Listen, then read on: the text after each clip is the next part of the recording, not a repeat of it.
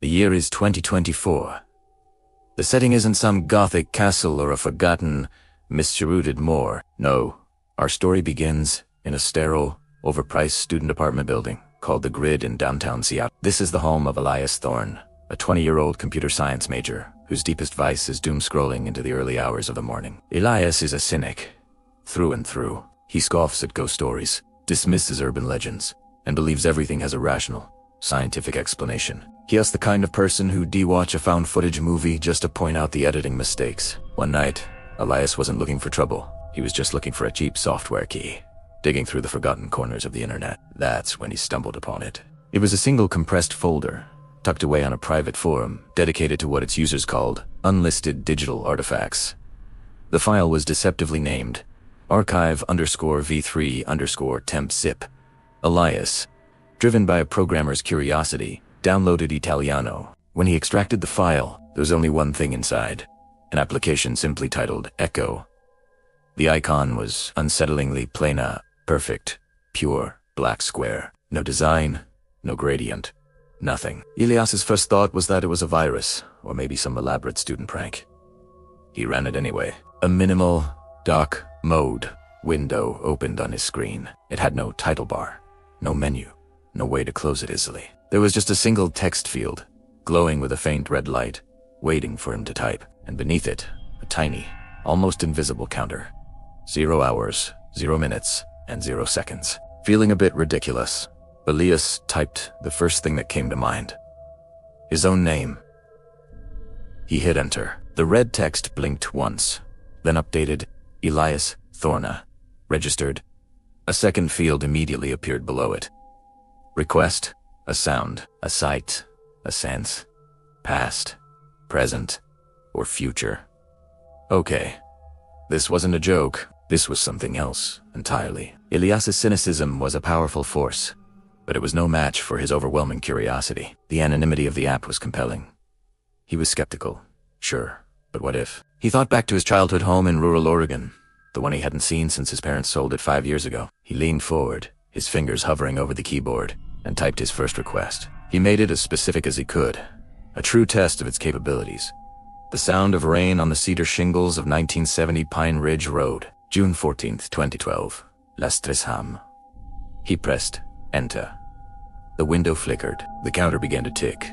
0 hours, 0 minutes, and 10 seconds. Then, something impossible happened. The usual city noise outside his window faded into absolute nothingness. His high-end, noise-canceling headphones seemed to suddenly fail. And then he heard it. The exact, unmistakable rhythmic pat-pat-pat of heavy rain hitting the specific, aged cedar roof of his childhood bedroom. It was a sound he hadn't heard in years. A sound he thought was lost to memory. It wasn't loud, but it was perfectly clear, perfectly isolated, as if the sound itself had been digitally peeled from time and projected directly into his room. The counter on the screen hit 0 hours, 0 minutes, and 20 seconds. The sound of the rain vanished instantly. The counter reset to 0. Elias's hands were shaking. Not from fear, not yet, but from the sudden, profound violation of his reality. The world wasn't supposed to work this way. He had to try again. Over the next few weeks, Elias became obsessed with Echo. He spent every spare moment exploring its limits, learning its unspoken rules. The first rule was what he called a 10-minute window. The maximum time the counter would run for any request was exactly 10 minutes. You could request to see or hear anything, but if the event required more time to observe, the feed would cut off abruptly at the 0 hours, 10 minutes, and 0 seconds mark. It was the first chilling detail he couldn't quite shake. The second rule was that specificity is power. Vague requests like, "Show me something cool," always fight. The app demanded precision. It needed names, addresses, dates, and times. It needed a precise anchor in reality to latch onto. And the third rule was the most disturbing. He called it the echo. The longer the request, the more significant. The after effect, a strange, sensory glitch that would linger long after the feed had cut out. His requests began to escalate, moving from innocent nostalgia to something more intrusive. He requested the sight of his ex-girlfriend Sarah's face at the exact moment she read his breakup text. The app delivered. For 10 minutes, he watched her expression shift from confusion to hurt. The echo. For the next hour, he was haunted by the sharp, chemical taste of her cheap perfume in his mouth. He requested the feeling of an antique bronze locket his grandmother Eleanor had lost back in 1998. He wanted to feel it resting in his palm. The app granted his request, the Echo. 4 hours afterward, his left hand felt unnaturally cold, heavy, and metallic, as if he were still holding it. Each request was a violation, a trespass into a moment that wasn't his. But with each successful query, his cynicism eroded, replaced by a dark and powerful hunger for more knowledge. The real danger, however, began when Elias decided to push the ultimate boundary, the future boundary. His attention was drawn to a local unsolved true crime case. The disappearance of a police officer named Daniel Hayes on November 8, 2023. Hayes had vanished without a trace from his patrol car on a remote county road just outside Bellingham. No body, no leads, nothing. Elias's heart pounded in his chest as he typed his most audacious request yet. Request: the sight of Officer Daniel Hayes on November 9, 2023. 1 a.m., wherever he is. He hit enter. The counter began its familiar tick. The screen of the Echo app filled with a shaky, dark image. It was a low, concrete room, illuminated by a single, bare light bulb swinging slowly from a wire. The air in the video looked thick, and Elias could almost smell the ozone and something metallic, like rust and blood. The counter reached 1 minute and 30 seconds. Then, Daniel Hayes stumbled into the frame. He was stripped to the waist, his body covered in dark, dried mud. He looked deeply disoriented, his movements jerky and panicked. He was staring at something just off camera, something Elias couldn't see. Then Hayes did something strange. He slowly raised his hands, which were twitching uncontrollably, and started scraping his fingernails against the concrete wall. He wasn't trying to escape.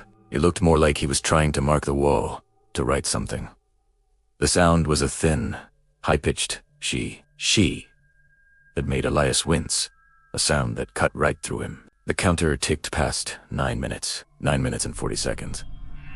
Suddenly, Hayes stopped scraping. He didn't look at whatever was in the room with him. He turned his head slowly, and he looked through the screen. He looked directly at Elias. His eyes were wide and milky white, devoid of pupils. His mouth stretched into a wide, unnatural, and unforgettable shape. It was a perfect, silent, terrified scream. The counter on the screen hit 0 hours, 9 minutes, and 59 seconds.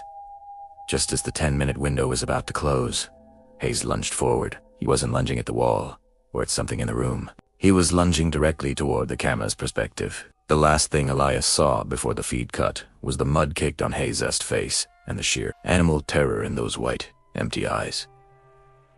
The screen went black. The counter reset. 0 hours, 0 minutes, and 0 seconds. Elias ripped off his headphones, gasping for air. He was cold, so cold, but that wasn't the Echo. The Echo was the smell. The distinct, sickening smell of ozone and wet mud was now thick in his clean, sterile Seattle apartment.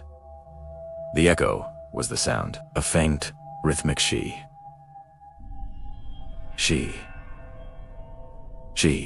The sound of fingernails scraping on concrete, and it was coming from behind his bedroom wall. Elias scrambled to close the application. He clicked the non-existent X. He hammered Alt plus F4.